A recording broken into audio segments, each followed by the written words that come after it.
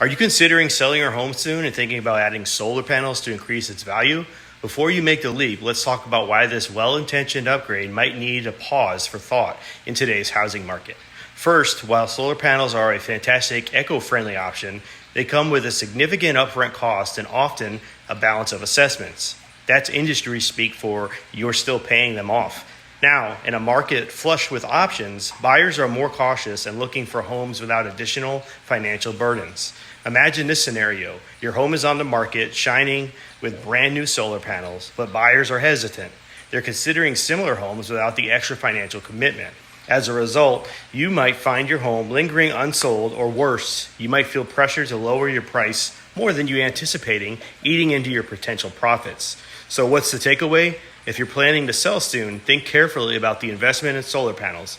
It's not just about the green energy, it's about the green in your pocket and finding the balance that's right for your sale.